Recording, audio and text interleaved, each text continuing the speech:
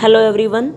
Today for the class 10th, in this video we are going to discuss the introduction of the chapter Bholi, written by K.A. Abbas. Okay, this chapter is mainly tells us the importance of education. ये जो chapter है सबसे ज़्यादा deal करता है education के बारे में कि एक गर्ल चाइल्ड के लिए स्पेशल एजुकेशन कितनी ज़्यादा इम्पोर्टेंट है। और बेटा जो आप अपना प्रोजेक्ट फाइल या वर्किंग मॉडल या नॉन वर्किंग मॉडल जो भी बना रहे हो उसमें ये भोली का भी आप लोगे तो बहुत बेस्ट रहेगा। थोड़ी सी मेहनत एक्स्ट्रा करनी पड़ेगी मॉडल के लिए, तो प्रोजेक्ट फाइल के लिए भी ये चैप्टर ले सकते हो आप। ठीक है, let us see the introduction of this chapter. बेटा भोली is the story of a brave young girl. ये किसकी कहानी है? एक ब्रेव यंग गर्ल की कहानी है। Who stands up for her honour and the self respect. जो मीन्स अपना क्या है जिम्मेवारी लेती है किस चीज़ के लिए? अपने सम्मान के लिए और अपने मान सम्मान आत्मसम्मान के लिए, सेल्फ रिस्पेक्ट के लिए। She rebels against the dowry system. Rebels क्या होता है? विद्रोह करना। रिबेल्स क्या होता है बेटा? विद्रोह करना। वो बगावत कर देती है किसके खिलाफ? डाउरी सिस्टम के खिलाफ। ये जो लड़की भोली होती है, which is a bloat on the Indian social system. ये क्या है? एक ब्लोट है, धब्बा है किसके ऊपर? इंडियन सोशल सिस्टम के ऊपर। It is her education that gives her strength. ये उसकी एजुकेशन ही होती है भोली की जो उसको क्या देती है बेटा? स्ट्रेंथ मीन्स हिम्मत देती है। किस चीज़ के लिए? To fight against an unjust social order. किसके खिलाफ फाइट करने के लिए? जो अन्यायपूर्ण सोशल ऑर्डर है ना, हमारा सामाजिक ऑर्डर है, उसके खिलाफ वो क्या करती है? एजुकेशन स्ट्रेंथ देती है। The lesson clearly underlines the need of to educate every girl child. ये जो लेसन है क्लियरली अंडरलाइन करता है किस चीज़ को?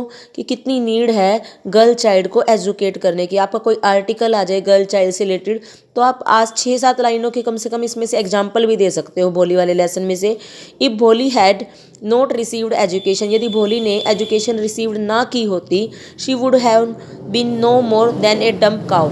तो वो एक गूंगी काउ से ज़्यादा रोल निभा नहीं पाती। यानी कि जो स्टोरी होती है ना बेटा, उसमें सभी उसको क्या बोलते हैं? डम्प काउ बोलते हैं, गूंगी काउ गायें बोलते हैं।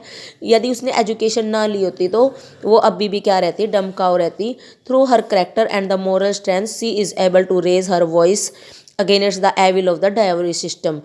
कहते हैं जो through her character and the moral strength, जो उसका करेक्टर था और उसकी जो मोरल स्ट्रेंथ थी ना, नैतिक ताकत, वो उसी से she is able to raise, वो आवाज़ उठाने के लायक हुई किसके खिलाफ? बुराई के। एविल होती है बुराई। किसकी बुराई? डाउरी सिस्टम की बुराई के खिलाफ। तो इसमें कुछ करेक्टर्स है बेटे, हम लेसन भी रीड करेंगे डिटेल में। उससे पहले उसके कुछ मेन करेक्टर्स है। सबसे पहले जो भोली है, लेसन का भी नाम इसी पे है। फिर उसकी जो टीचर है जो उसकी लाइफ को पूरी चेंज ही कर देती है, उसके फादर है रामलाल और उसकी मदर है भोली की मदर है। ठीक है, सबसे पहले भोली का करेक्टर देख लो आप इसमें, ताकि आपको जो चैप्टर जब मैं करवाऊँ तो बहुत अच्छे से समझ में आ जाए। भोली और सुलेखा द मेन करेक्टर, उसका नाम सुलेखा भी है बेटा। ठीक है, भोली भी बोल दे, भोली यानी कि उसको कुछ पता नहीं है इसलिए उसको भोली बोल देते, लेकिन एक्चुअल नेम क्या है उसका? सुलेखा है। The main character of the story is a simpleton. Simpleton क्या होता है? मूर्ख आदमी, यानी कि जिसको कुछ पता ना हो। And has black pock marks on her body, और उसकी पूरी बॉडी पर क्या है? ब्लैक कलर के पॉक मार्क्स हैं जो माता वगैरह में निकल जाते हैं। As a child she was neglected by her family. एक बच्चे की तरह जब वो बच्चा थी उसको, तो उसकी फैमिली उसको नेग्लेक्ट करती थी। नेग्लेक्ट क्या होता है? अनदेखा। Who gave who gave up on her thinking she would never find a suitable match. पूरे परिवार ने ये सोच लिया था, हार मान ली थी। गेव अप होता है हार मान लेना, कि वो कभी भी शादी नहीं कर पाएगी क्योंकि उसके लिए एक सुटेबल मैच नहीं मिलेगा। मूर्ख भी है, सुंदर भी नहीं है। As a matter of chance Bholi was sent to the school. और बाय चांस स्टोरी में हम पढ़ेंगे जब डिटेल में कि भोली को कैसे स्कूल में भेजा गया। Bholi was sent to the school where she met her saviour. जो जब वहाँ पर वो क्या है अपने क्लास अपनी उम्र की लड़कियों से मिलती है। हर टीचर एनकरेज्ड हर, उसके टीचर उसको क्या करती है? एनकरेज करती है, बढ़ावा देती है। एजुकेटेड हर, उसको एजुकेट करती है। And transformed her into a courageous and dignified young girl, और उसको ट्रांसफॉर्म कर देती है किसमें? एक साहस भरी लड़की में, डिग्निफाइड सम्मान भरी लड़की में, उसको यंग गर्ल में चेंज कर देती है उसकी टीचर थ्रू एजुकेशन।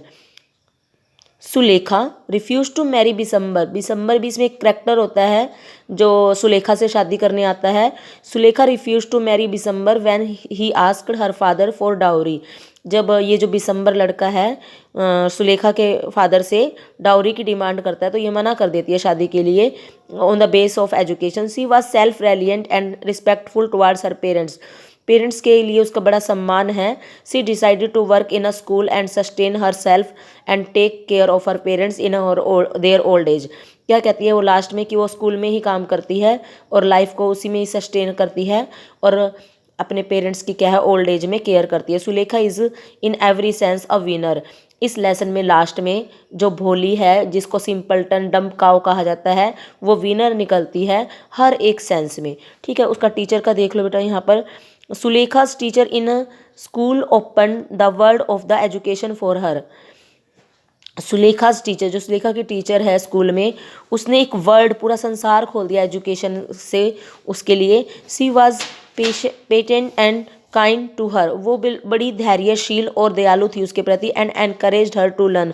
और उसको हमेशा एनकरेज करती थी क्या करने के लिए, सीखने के लिए। She touched Sulekha's heart with her softness.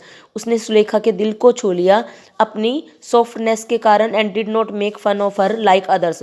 और जैसे दूसरे बच्चे या दूसरे गांव वाले उस सुलेखा का मजाक उड़ाते थे उसकी टीचर ने वैसा बिल्कुल भी नहीं किया। She was a pillar of strength. वो एक पिलर साबित हुई किसका, ताकत का, हिम्मत का। किसके लिए, Sulekha's life and instrumental in instilling confidence in Sulekha. और सुलेखा के अंदर इंस्टील करने में, भरने में कॉन्फिडेंस के लिए वो एक इंस्ट्रूमेंट का काम किया यानी कि एक साधन बनी उसकी teacher. She was what a true teacher should be like. वो एक ऐसी टीचर थी जो मतलब सच में एक टीचर को होना चाहिए। मीन्स इतनी सॉफ्ट डीलिंग वाली, एनकरेज करने वाली, लाइफ चेंज करने वाली। ठीक है बेटा। Then see the Ramlal character. Ramlal Bholi's father Ramlal was a revenue official.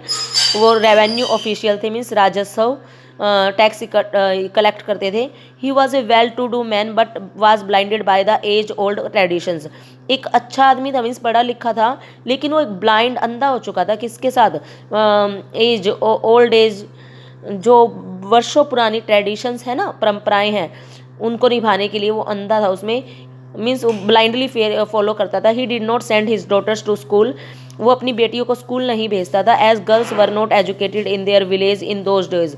क्योंकि उन दिनों में जो गर्ल्स है उनको एजुकेट नहीं किया जाता था स्कूल में। When he was compelled to send his daughter. जब तहसीलदार आकर उसको कंपेल मैंने मजबूर करता है उसकी डॉटर को स्कूल में भेजे। ही चूज भोली। ही ओनली चूज द भोली। वो किसको चूज करता है, सिर्फ भोली को चूज करता है। She had because she had nothing to look forward to. क्योंकि उसको लगता है कि इसकी शादी नहीं हो पाएगी सारी लाइफ तो इसको स्कूल भेज देते हैं। व्हेन भोली ग्रू अप। जब भोली बड़ी होती है Ramlal fixed her marriage with a lame and greedy old man. एक 50-55 साल के आदमी के साथ जो कि लंगड़ा भी है, लालची भी है, उसके साथ क्या कर देती हैं, उसकी शादी फिक्स कर देता है रामलाल। ग्रोसर होता है वो।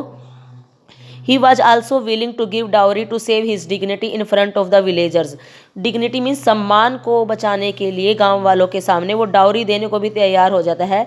Ramlal was not a good father as he could not value the gift of the God. Ramlal एक अच्छा फादर नहीं था क्योंकि वो वैल्यू नहीं कर सका जो गिफ्ट है गॉड का। And was slave to the social evil. वो क्या था, एक स्लेव, दास था किसका, सोशल एविल्स का। सोशल मीन्स सामाजिक बुराई का। लास्ट हमारा करेक्टर है बेटा इसमें अब भोलीज मदर। भोली की mother. Bholi's mother was an orthodox women who believe that girls are home makers and their sole achievement is to find a good match. Bholi की जो मदर थी ना, ऑर्थोडॉक्स यानी कि पुरानी सोच की थी, वो भी बहुत ज़्यादा रूढ़िवादी सोच की थी, जो विश्वास करती कि गर्ल्स हमेशा सिर्फ एक हाउस कीपर होती है, मीन्स घर में काम करने वाली होती हैं। और वो विश्वास करती थी कि उनका सोल अचीवमेंट, एक मात्र प्राप्ति क्या है कि बस एक अच्छा मैच मिल जाए, एक अच्छा हस्बैंड मिल जाए और कुछ नहीं, पूरे जीवन का यही लक्ष्य मानती थी। सी डिक्लेयर्ड भोली एज अ सी स्टैमर्ड। उसने सी डिस्कार्डेड भोली। डिस्कार्डेड होता है रिजेक्ट करना, भोली को रिजेक्ट कर दिया क्योंकि वो हकलाती थी। स्टैमर्ड होता है हकलाना, अटक अटक कर बोलना। एंड वाज डिसफिगर्ड विद पोक मार्क्स। और उसका पूरा जो चेहरा था वो स्पॉइल हो रखा था, बॉडी भी और चेहरा भी। किसके, डिसफिगर्ड होता है विकृत हो जाना पोक मार्क्स से। She neglected Bholi and did not bother to bath her. वो नेगलेक्ट करती थी भोली को, इवन उसको नहलाने की भी परवाह नहीं करती थी, और कोम हर ना उसके बाल बाती थी कोम करती थी। Bholi's mother was happy to send her to school and Bholi की मदर हैप्पी हो गई एकदम से उसको स्कूल भेजने के लिए। And let the school worry about her, और बोली कि चलो स्कूल को ही उसकी चिंता करने दो, हमें क्या है। Her indifference to Bholi reflects in her consent to marry Bholi off to an aged lame and greedy man. उसका जो इनडिफरेंस यानी कि बेपरवाह लापरवाह वाला है ना भोली की तरफ दिखलाता है, कि जब वो मंजूरी दे देती है, कंसेंट मैंने मंजूरी रामलाल को अपने हस्बैंड को, कि चलो मैरी कर देते हैं, उसकी शादी कर देते हैं भोली की। किसके साथ? एक बूढ़े आदमी के साथ, लंगड़े आदमी के साथ, और जो ग्रीडी मैन है। इससे पता चलता है कि जो उसकी मदर है कितनी उससे इनडिफरेंट रहती है, मीन्स कितनी उसकी केयरलेस है, कोई भी परवाह नहीं करती। ठीक है बेटा, अब इसके बाद जो आप चैप्टर डिटेल में रीड करोगे ना, आपको बहुत अच्छे से चैप्टर समझ में आ जाएगा। ठीक है, after that we will read the chapter in detail.